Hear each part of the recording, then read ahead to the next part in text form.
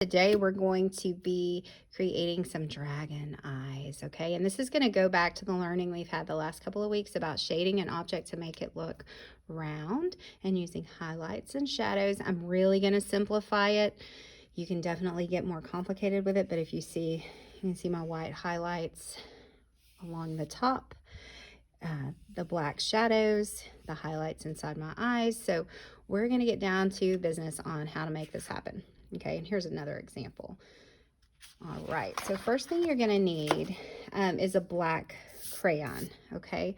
Now, if you have a pointy one, that would be great. If you don't, you can probably still make it work. If you wanna do it in pencil first and then go back over it, you can.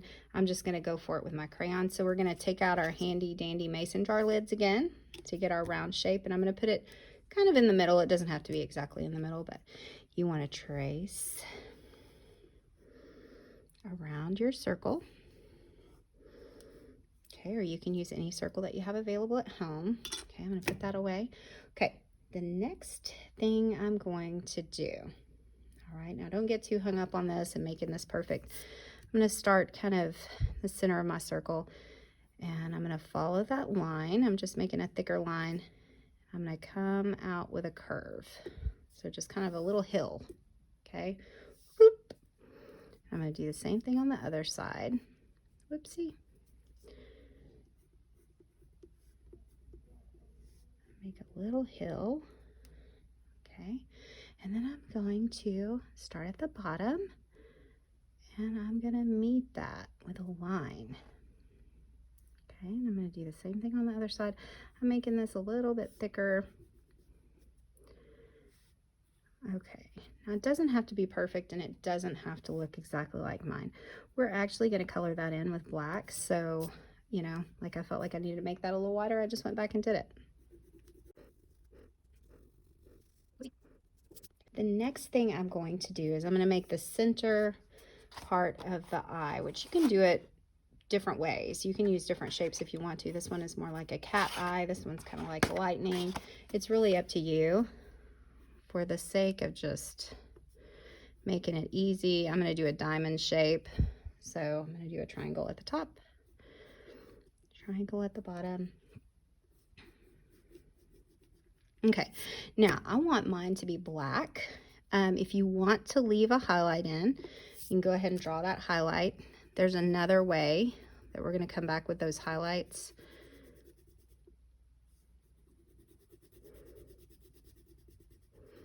If you don't get your highlights in. Okay, so go ahead and color that in.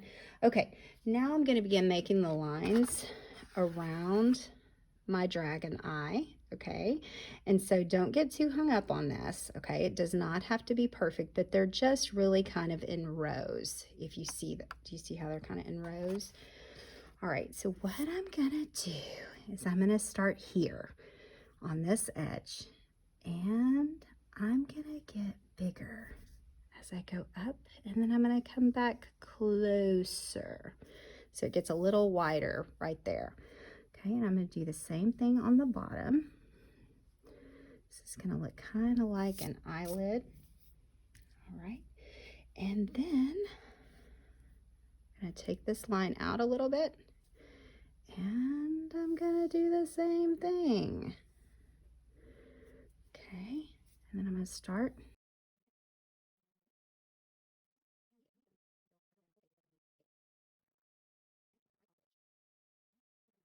All right, now still with your black crayon. Actually, I think the easier way to do this is to switch to white for just a moment, a white crayon. And I know you're gonna think, you're so crazy, Miss Brookshire. We can't even see what you're doing. Here's the thing, we're gonna go over this with a watercolor at the end, and the white is gonna stay white if you use the white crayon, okay? You really have to press down, same with the black. You wanna make sure you're getting plenty of crayon on that paper because wax resists water. So this is gonna be like a resist. And so you really wanna make sure you're getting plenty of crayon on your paper. Okay, now to me, this is just easier than like going back and filling in the white highlights. So it's kind of a cheat, but I'm going right below my black line with my white crayon.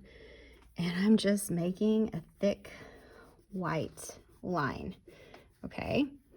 And that's gonna make that look like it's highlighted, and so that it's gonna give it that round shape that you're looking for. So you're going along your black line. You wanna push down hard with your white crayon. Not so hard that you break it, but if you do, that's okay, because broken crayon's color. Okay, you may have to feel or tilt it in the light to tell where you've been.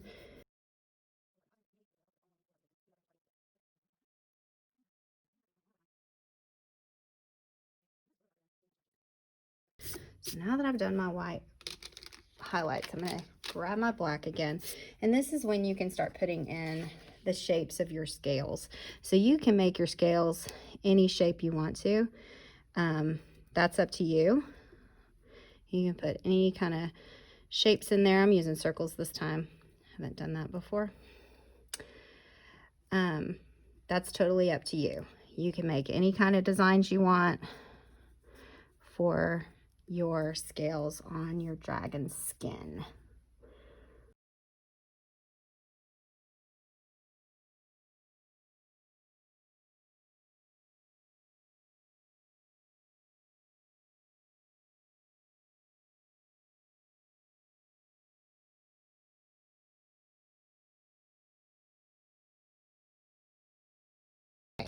Now that I have that done, I'm going to start with coloring my eye, and you want to use really bright, bold colors. I wouldn't use like browns and grays. Those aren't going to pop against the black as much. So I'd use some pretty bright colors. Let's see. And you don't have to use, you can switch colors. So I think around the inside of my diamond shape, I'm going to use kind of an orange. You do not have to use the same colors as I'm using. I would just use bright colors for sure. All right, now for the scales, remember you have your white stripe at the top. So I want you to choose two more colors, maybe a darker shade and a lighter shade. So if I wanted to use greens, this is kind of a green blue. This one's a little bit lighter. I could use these two. I could use a lighter pink and a darker pink. You could use a lighter purple and a darker purple. Kind of try to keep it in the same color family. Oh, here's an even lighter green I could even use. Okay, and so what you're gonna do is next to your white, that's where your lighter color is gonna be. Okay, so above your white, you're gonna color with your lighter color. And I'm going pretty fast because nobody wants to sit here and watch me color. You're just coloring the lighter of the two colors next to your white, and the darker color next to your light color. Just keep going until you've colored the entire piece, making sure you're pushing down hard with your crayon. Okay, now I'm finishing up my coloring. The two biggest tips I can give you on coloring are, one, make sure you push down really hard. If you're a really soft colorer, you're gonna need to push down hard. If your hand's not hurting, you're not doing it right. And use bright colors, okay? Now, if you wanna use more colors than I did, that's fine, but you wanna make sure you're using really bright colors and you're pushing down hard, all right? Okay, so the next step, and in the art room, we are going to use black liquid watercolor paint. If you are at home and you do not have access to black liquid watercolor paint, you can use regular black watercolor, like in the palette. Or if you have black food coloring, that will work mixed with water. Or if you have black Crayola markers, you can soak those, like the tips, even if they're dried out, of a black Crayola marker, you can soak it in a little bit of water for, like, soak it overnight if you want to, and you'll have what I like to call marker juice, and it works just like watercolor paint.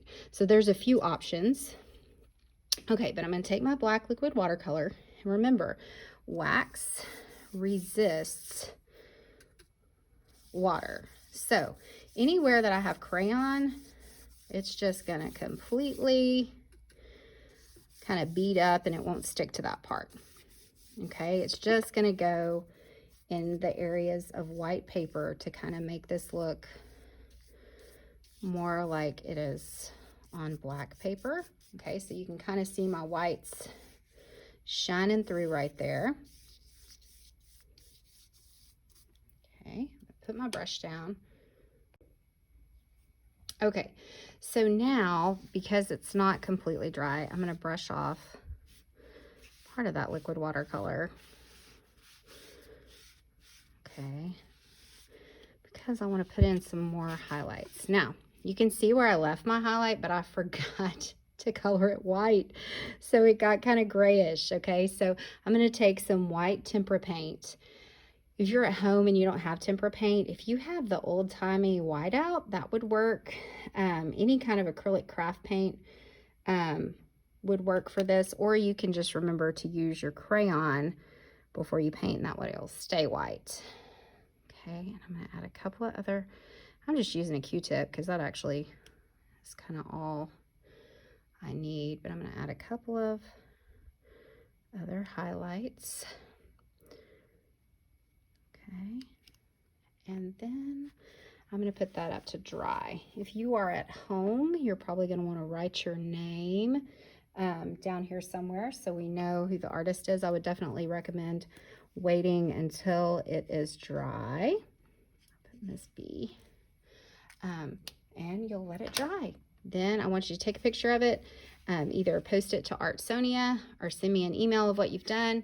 I definitely want to see your dragon eyes. We'll be hanging them up here at school. So if you want to send me a copy, I may be able to print out a few of the really awesome ones on the color copier to hang up.